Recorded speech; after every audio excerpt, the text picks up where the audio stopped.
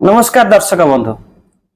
आज आम गहन अच्छा जड़े आगधाड़ी साहित्यिक ता सहित जड़े शिक्षक एवं कला साहित्य संस्कृति प्रेमी ताले कहीं डेरी करवा सार सहित कथा जाना कि साहित्यर यात्रा सी होती अमूल्य कुमार दास। ताले चलतु सर आपको स्वागत करुच्ची लिटिल स्टार क्रिएशन को आपन को निहत रूप से शुभेच्छा जनइबी आप स्टूडियो आसी पहुंचते। सर कौन कहे आप जड़े शिक्षक ता सहित साहित्य साधन कर आरंभ है साहित्य साधन? नमस्कार।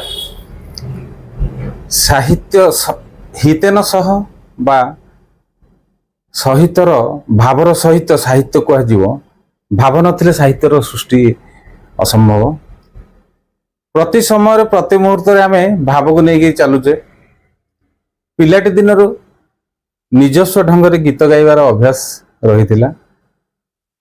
शिक्षकता भितरे बेले बेले इच्छा होउथुला शिक्षकता करने समय किसी लिखा निजर भाव को परिप्रकाश करवा लोकालोचन को आनिबा तेणु से किछि किछि लेखा चली थाए। जो कोविड-19 समय घरे रहिबा भितरे सी मो बहुत प्रेरणार उत्स हो गला। ए भितरे बहुत 200-300 खंड कविता लेखा हो गला। सेठू अनवरत चली कविता साहित्य लिखा सहित शिक्षकता करवा पिला गहन रहा मिसवा केते खुशी लगे केते आनंद लगे। वास्तव कथा सतरे कहवा गले पिलांग सहित जेहेतु शिक्षकर ओतप्रोत भाव जड़ित रही तेणु पिला मुझे विज्ञान शिक्षक किंतु मत साहित्य पढ़ाया को भारी इच्छा लगे। मोर शिक्षक जो माने थिले जड़े दी जन शिक्षक प्रेरणार मु अनुप्रेरित ही यही कार्यधारा को बजाय रखी। आउ पिलांग सहित जेतेबेले बसे हस खुशी रे सेमानंक चिंताधारा को नहीं किसी शिशु कविता मध्य लिखि दिए सेमानंक सहित किसी आवृत्ति कर दिए। आउ साहित्य को जे बुझीची भाव को जे बुझीची साहित्य तापे किसी कष्ट नहीं निहाती। सर आ गोटे कथा पचारे चाहिए जेहेतु आप कोविड-19 समय अधिक ये क्षेत्र में संप्रसारित हेले पूर्वर आप विभिन्न साहित्य अनुष्ठान सहित जड़ित किंतु आप प्रत्यक्ष भाव जड़े साहित्यिक जड़े कवि हिसाब से समाज को लोकलोचन को आसी पार नथिले यार कारण कौन हो पारे? समयर अभाव टिके रही। आगे जेहेतु मु 2003 मसीह सर्वशिक्षा अभियान जड़े स्टेट लेवल एसआरजी मेंबर हिसाब से तालीम दे आसुली गंजाम जिले में सारा जिले में बुली बुली शिक्षक मान तालीम प्रदान करने भितर समय टी अभाव रहा। तापरे आंचलिक साधन केन्द्र संयोजक हिसाब से 8 वर्ष रही।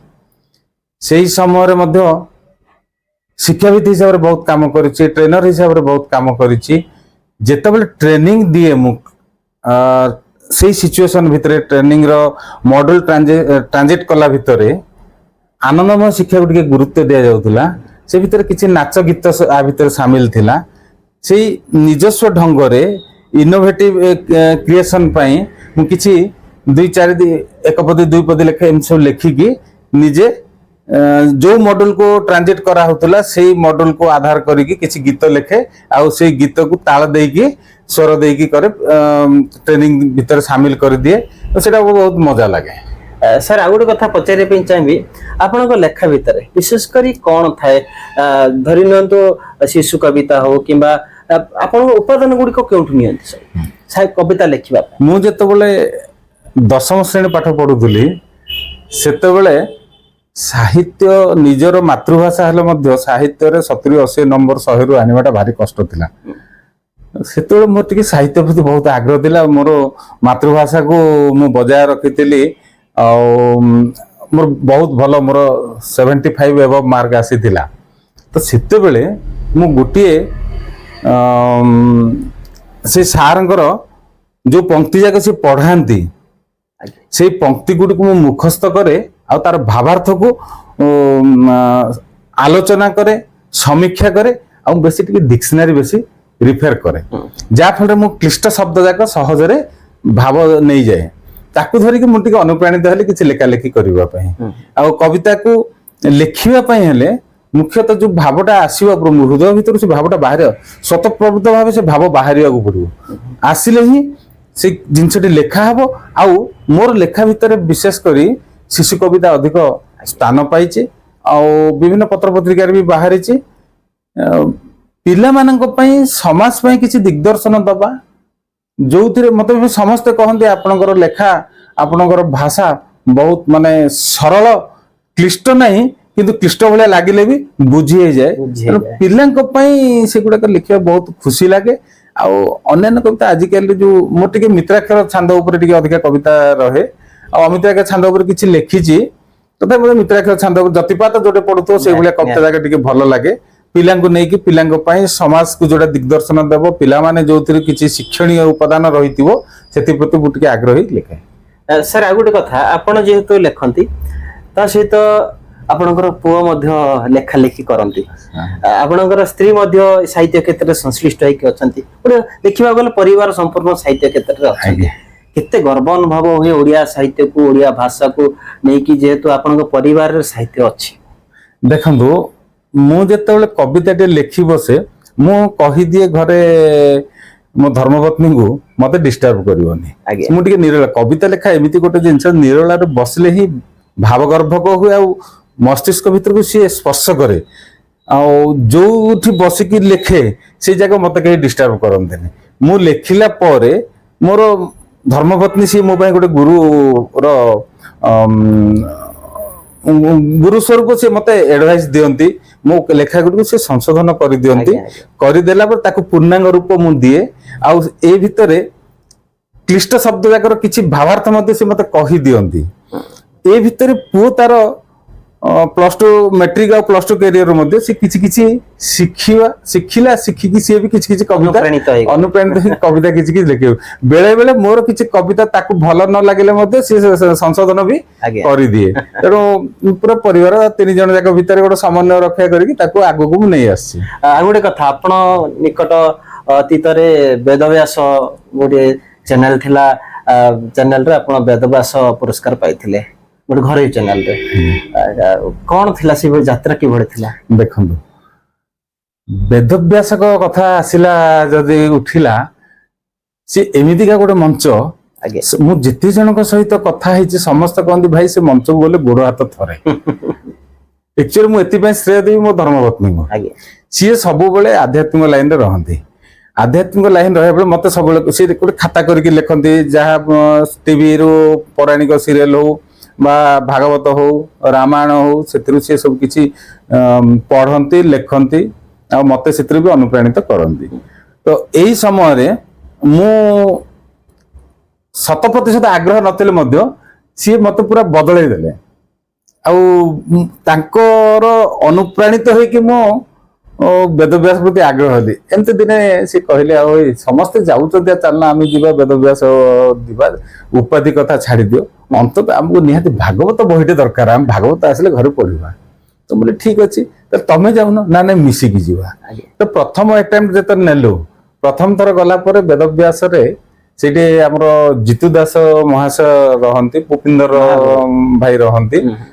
ତ ସେଇ ସମୟରେ ମୋ ଗୋଡ ହାତ ଖାଲି ଥରେ, କଣ କ୍ୱେଶ୍ଚିନ ପଚାରିବେ, କଣ ତାର ଉତ୍ତର ଦେବି। ଗୋଟେ ସାଇନ୍ସ ଟିଚର ହିସାବରେ ବିଜ୍ଞାନ ସହିତ ଯଦିଓ ଆଧ୍ୟାତ୍ମିକତା ଇଣ୍ଟରଲିଙ୍କ ରହିଛି, ତଥାପି ମତେ ଟିକେ ଭୟ ଲାଗେ। ଧର୍ମପତ୍ନୀ ମୋର ସିଏ କହିଲେ ବୋଲେ ନାଇଁ ଭୟ କରନ, ତମେ ଚାଲ, ମୁଁ ହେଲେ ରହିବି ତମ ସହିତ। ପ୍ରଥମ ଥର ଫେଲର ହେଲି। ତାର 5ଟା ପ୍ରଶ୍ନ ଭିତରୁ 3ଟା ପ୍ରଶ୍ନ କହିକି ମୁଁ 4ର୍ଥ ନମ୍ବର ପ୍ରଶ୍ନରେ ଝୁଣ୍ଟିଲି। ଦ୍ୱିତୀୟ ଥର ଯେତେବେଳେ ଗଲି ସେତେବେଳେ 3 ନମ୍ବର ପ୍ରଶ୍ନ ଆସିଲା, ପାର କରିଗଲି। 4 ନମ୍ବର ପ୍ରଶ୍ନ ବେଳକୁ ସେ ଆମର କବି ଲେଖକ ମାନଙ୍କ ଉପରେ ଗୋଟେ ପ୍ରଶ୍ନ ପଳେଇ ଆସିଲା, ଯୋଉଟା କି ମୁଁ 4 ନମ୍ବର ପ୍ରଶ୍ନ ପାର ହେଇଗଲି। 5 ନମ୍ବର ପ୍ରଶ୍ନ, ଶେଷ ପ୍ରଶ୍ନଟା ଅଡିଓ ଭିଜୁଆଲ ରାଉଣ୍ଡ ଥିଲା, ଯୋଉଥିରେ କି ମୁଁ ସକ୍ସେସ ହେଇଗଲି। ତ ସେଇ ଦିନଠୁ ମୁଁ ଟିକେ ପୁରାଣ ଭାଗବତ ବି ପଢେ, ରାମାୟଣ ପଢେ ଘରେ। ଏବେ ତାପରେ ଅନ୍ୟ ଏକ ଚ୍ୟାନେଲର, ଘରୋଇ ଚ୍ୟାନେଲର ଜ୍ଞାନଗୁରୁ ପ୍ରୋଗ୍ରାମକୁ ଆମେ ସ୍ୱାମୀ ସ୍ତ୍ରୀ 2 ଜଣ କଥା ହେଲୁ, ଆଉ ଆମେ ବି ଯିବା ଜ୍ଞାନଗୁରୁ ଚ୍ୟାନେଲକୁ। ତ ଜ୍ଞାନଗୁରୁ ଚ୍ୟାନେଲ କୁ ଗଲୁ। ସେଠି ମତେ ଏଇ ଠିକ ଆଜି କି ବର୍ଷ ତଳେ ଏଇ ଦେବସ୍ନାନ ପୂର୍ଣ୍ଣିମା ପରଦିନ ଆମକୁ ଡାକିଥିଲେ।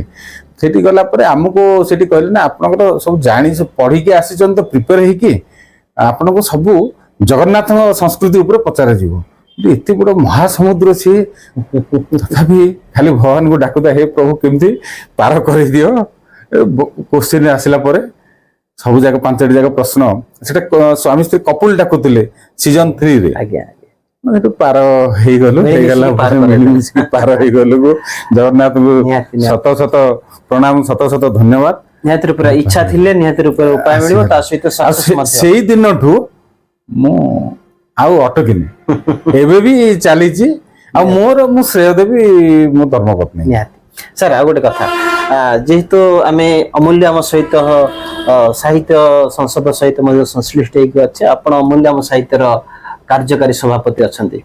ସାହିତ୍ୟ କ୍ଷେତ୍ରକୁ ଆଗକୁ ବଢେଇବା ପାଇଁ ଅମୂଲ୍ୟ ଆମ ସାହିତ୍ୟ ସହିତ ଆପଣ ସଂଶ୍ଳିଷ୍ଟ ହେଲା ପରେ କେତେ ଖୁସି ଲାଗୁଛି, ବା ଅମୂଲ୍ୟ ଆମ ସାହିତ୍ୟକୁ ଆଗକୁ ନେବା ପାଇଁ ଆପଣଙ୍କର ମନ ଭିତରେ କଣ କଣ ଚିନ୍ତା ଚେତନା ଅଛି? ସାହିତ୍ୟ ଅନୁଷ୍ଠାନକୁ ଯିଏ ବୁଝିଛି ଆଜ୍ଞା ସିଏ ହିଁ ତାର ରୋଚକତା ଜାଣିପାରିବ। ଆଜ୍ଞା ମତେ ବେଶୀ ଖୁସି ଲାଗେ ଯେହେତୁ ମୋ ନାଁ ଅମୂଲ୍ୟ, ଅମୂଲ୍ୟ ସାହିତ୍ୟ ସହିତ ମୁଁ ଯେତେବେଳେ ଜଡିତ ରହୁଛି, ନିଶ୍ଚିତ ଭାବେ ମନ ଭିତରେ ଗୋଟେ ଆତ୍ମଗର୍ବ ଆସିବ, ଆଉ ପ୍ରେରଣା ବି ଆସିବ, ଆତ୍ମୀୟତା ଲାଗିବ, ପରିବାର ଭଳିଆ ଲାଗିବ। ଆଉ ସମସ୍ତଙ୍କୁ ନେଇକି ଆମେ ସାହିତ୍ୟ ଚର୍ଚ୍ଚା କରିବା, ଆଉ ସାହିତ୍ୟର ଭାବଧାରାକୁ ପ୍ରକାଶିତ କରିବା ଏବଂ ସମାଜକୁ କିଛି ଦିଗଦର୍ଶନ ଦବା। ତେଣୁ ମୁଁ ବହୁତ ଖୁସି ଅଛି ଅମୂଲ୍ୟ ଆମ ସହିତ ଜଡିତ ହୋଇ। ନିହାତି ସାର୍, ଆପଣଙ୍କ ସହିତ ଏତେ ସମୟ କଥା ହେଲେ, ପୁଣି ଥରେ ତ ଆପଣଙ୍କ ସହିତ ମିଶିବି, ଜାଣିବି, ଆହୁରି କଥା ହବା, କିନ୍ତୁ ତା ପୂର୍ବରୁ ଆମେ ଗୋଟେ ଛୋଟିଆ କବିତାଟି ଆପଣଙ୍କ ଠାରୁ ଶୁଣିବା ପାଇଁ ଚାହିଁବୁ। ଠିକ ଅଛି, ନିଶ୍ଚିତ ଭାବେ।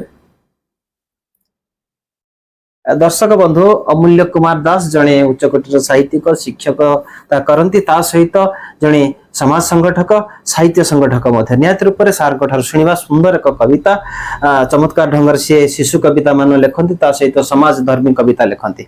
ସାର୍ ପ୍ଲିଜ କବିତା ପଢି। ଠିକ ଅଛି, ମୋର ନିଜସ୍ୱ କବିତା, ଆଜ୍ଞା ମୁଁ ଯୋଉଟା ନିଜେ ଲେଖିଛି। ଆଉ ମୋ କବିତାଟିକୁ ଧର୍ମପତ୍ନୀ ମୋର ଟିକେ ସଂଶୋଧନ କରିଦିଅନ୍ତି, ମୁଁ ଆଗରୁ କହିଥିଲି। ସେଇ ହିସାବରେ ମୋର ନିଜସ୍ୱ କବିତା। କବିତାର ଶୀର୍ଷକ ଆସିଛି ଶ୍ରାବଣ। ଆଜ୍ଞା ଖରା ମାରୁଥିଲା ଟାଇଲୋ, ଖରା ମାରୁଥିଲା ଟାଇ, ଶ୍ରାବଣକୁ ଦେଖି ଲୁଚି ଗଲା ସିଏ, ବରଷା ଆସିଛି ଧାଇଁ। ଆସିଛି ବରଷା ରାଣୀ ଲୋ, ଆସିଛି ବରଷା ରାଣୀ, କଳା ମେଘି ପାଟ ଓଢଣୀ ଢାଙ୍କିଛି, ବରଷିବା ପାଇଁ ପାଣି। ଚାତକ ଆକାଶେ ଚାହିଁଲୋ, ଚାତକ ଆକାଶେ ଚାହିଁ, ବରଷା ପାଣିକୁ ଖୁସିରେ ପିଇବ, ମନରେ ହରସ ହୋଇ। ମୟୂର ନାଚିବ ଡେଇଁଲୋ, ମୟୂର ନାଚିବ ଡେଇଁ, କଳା ମେଘ ଦେଖି ପୁଛ ମେଲି ଦେବ, ଅସୁମାରୀ ଆଶା ନେଇ। ଆସିଛି ଶ୍ରାବଣ ଧାଇଁଲୋ, ଆସିଛି ଶ୍ରାବଣ ଧାଇଁ, ଲୋକ ଭୋଳାନାଥଙ୍କର ଜଳ ଅଭିଷେକ ସୋମବାର ଦିନ ପାଇଁ। ଆସିଛି ଶ୍ରାବଣ ଧାଇଁଲୋ, ଆସିଛି ଶ୍ରାବଣ ଧାଇଁ, ଭାଇ ହାତେ ରାକ୍ଷୀ ବାନ୍ଧି ଦେବା ପାଇଁ, ଭଉଣୀକୁ ସଙ୍ଗେ ନେଇ। ଆସିଛି ଶ୍ରାବଣ ନେଇଲୋ, ଆସିଛି ଶ୍ରାବଣ ନେଇ, ସେ ଇନ୍ଦ୍ରଧନୁର ଶପଥ ରଙ୍ଗକୁ ଆକାଶେ ରଙ୍ଗେଇ ଦେଇ। ଆସିଛି ଶ୍ରାବଣ ନେଇଲୋ, ଆସିଛି ଶ୍ରାବଣ ନେଇ, ବଳରାମ ଜନ୍ମ ପାଳନ କରିବ, ଗୋମାତାର ପୂଜା ପାଇଁ। ଆସିଛି ଶ୍ରାବଣ ଧାଇଁଲୋ, ଆସିଛି ଶ୍ରାବଣ ଧାଇଁ, ଜନ ସମାଜର ମଙ୍ଗଳ ପାଇଁ କି ଜଳ କଷ୍ଟକୁ ଦୂରେଇ। ସତରେ ଖୁବ ସୁନ୍ଦର ଏବଂ ଚମତ୍କାର ସରଳ ଶବ୍ଦ ସଂଯୋଜନା ଏବଂ ଅନେକ କିଛି କଥା ରହିଛି, ପରିବେଶ, ସାମାଜିକ, ଶିକ୍ଷା, ବହୁତ କିଛି ଅଛି କବିତା ଭିତରେ। ଯଦି ଆମେ ୟାକୁ ସମୀକ୍ଷା କରିବା, ନିହାତି ରୂପରେ ଏଇ କବିତା ଗୋଟେ ଉଚ୍ଚକୋଟୀର କବିତା। ଆପଣଙ୍କ ସହିତ ଦୀର୍ଘ ସମୟ ଧରି କଥା ହେଲି ଏବଂ ଆପଣଙ୍କ ସମ୍ପର୍କିତ ଅନେକ କିଛି ତଥ୍ୟ ଆମ ଦର୍ଶକ ମାନେ ମଧ୍ୟ ଜାଣିଥିବେ। ନିହାତି ରୂପରେ ଆଶା ରଖିବି ଆପଣଙ୍କ ସହିତ ପୁଣି ଥରେ ଆଉ କେବେ ଦେଖା ହେବି, ଆପଣଙ୍କ ସହିତ ଆଲୋଚନା କରିବି। ଦର୍ଶକ ବନ୍ଧୁ, ଅମୂଲ୍ୟ କୁମାର ଦାସ ଜଣେ ଉଚ୍ଚକୋଟୀର ବ୍ୟକ୍ତିବିଶେଷ, ସାହିତ୍ୟିକ, ଶିକ୍ଷକ। ଆମେ ତାଙ୍କ ସହିତ କଥା ହେଲେ, ଜାଣିଲେ ତାଙ୍କ ଜୀବନ ସମ୍ପର୍କିତ କିଛି ତଥ୍ୟ, ତା ସହିତ कविता मध्य शुणिले आशा रखिबि आपण माने हमको भल पाइबा देबे हम चैनल टी को लाइक करिवे शेयर करिवे एवं सब्सक्राइब करिया पे जमार भूलिबे नाही ताहले आपनक पाखको गोटिए परे गोटिए एई भली अनेक किछि प्रतिभा को नै आसीबी साक्षात्कार रे सेते बेले पर्यंत रहूची पुन थरा आसीबी नमस्कार।